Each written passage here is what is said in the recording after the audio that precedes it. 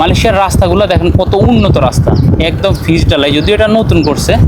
আর মালয়েশিয়ার রাস্তাঘাট থেকে শুরু করে সব কিছু আসলে খুব ভালো লাগে আমার কাছে।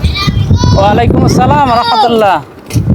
তারা একেরে বলে সাতু আর ইটেরে বলে ভাতু, তারপরে মানুষকে বলে ওরাং, জিনিসপত্রের নাম হচ্ছে বারাং।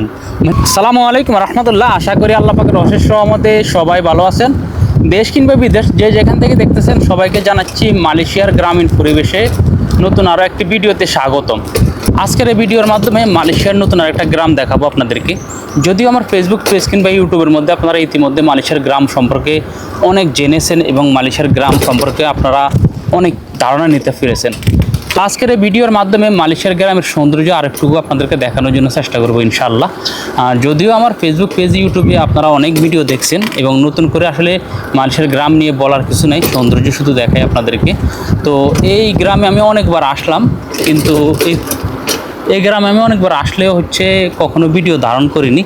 তো আজকে এই গ্রামের ভিডিও ধারণ করে আপনাদেরকে দেখাচ্ছি যে কত সুন্দর মালয়েশিয়ার গ্রামীণ পরিবেশগুলা। আমাদের বাংলাদেশের গ্রাম যেমন, মালয়েশিয়ার গ্রামটা একটু ব্যতিক্রম। মালয়েশিয়ার গ্রাম অনেকটা নিরিবিলি হয়, আর বেশিরভাগ মানুষ কাজকর্মে ব্যস্ত থাকাতে বাড়ি ঘরে খুব কম থাকে আর কি।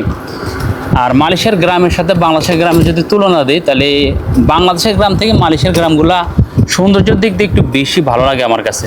বিশেষ করে তাদের প্রত্যেকটা বাড়ির সামনে ফুল গাছ, বিভিন্ন ফল গাছ থাকে। আর ফল গাছ না থাকলেও ফুল গাছটা একদম কমন একটা বিষয়। চাইনিজ, মালাই তারা ফুল গাছ খুব পছন্দ করে। এই যে মালয়েশিয়ান মুরগি। তো আমি মূলত বাসায় যাচ্ছি, বাসায় যাওয়ার পথে ভিডিও ধারণ করতেছি। মালয়েশিয়ার রাস্তাগুলো দেখেন কত উন্নত রাস্তা, একদম ফিস ডালাই, যদিও এটা নতুন করছে। আর মালয়েশিয়ার রাস্তাঘাট থেকে শুরু করে সব কিছু আসলে খুব ভালো লাগে আমার কাছে। ওয়ালাইকুম আসসালাম রহমতুল্লাহ। ওরা সাইকেল চালাচ্ছে। তো আপনারা যে যেখান থেকে দেখতেছেন, হয়তো আমার এই পেজটাতে কিংবা এই ইউটিউব চ্যানেলটার মধ্যে আমি মালয়েশিয়ার গ্রাম নিয়ে ভিডিও খুব কম দিয়েছি।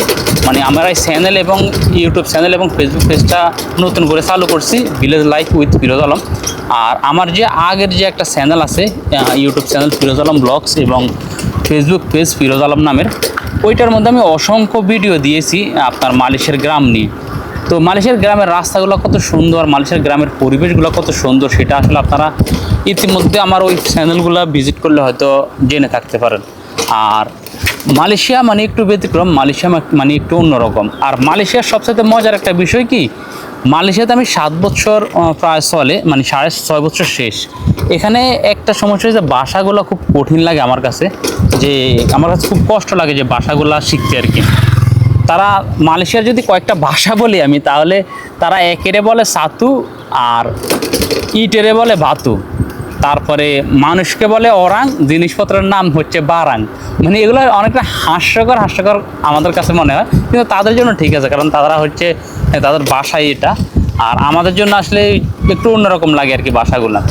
তো মালয়েশিয়ার গ্রামীণ পরিবেশগুলো আসলে খুব সুন্দর। যারা মালয়েশিয়াতে নতুন আসবেন তারা মালয়েশিয়ার গ্রামগুলো ভিজিট করবেন, মালয়েশিয়ার গ্রামগুলো দেখবেন যে মালয়েশিয়ার গ্রাম আসলে কত সুন্দর।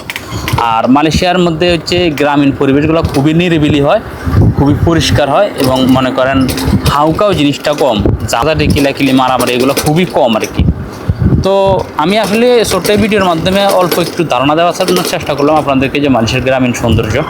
তো আল্লাহ সবাইকে ভালো রাখুক, সুস্থ রাখুক। ইনশাআল্লাহ দেখা হবে পরবর্তীতে নতুন কোনো ভিডিওতে, নতুন কোনো জায়গায়। আসসালামু আলাইকুম, আল্লাহ হাফেজ।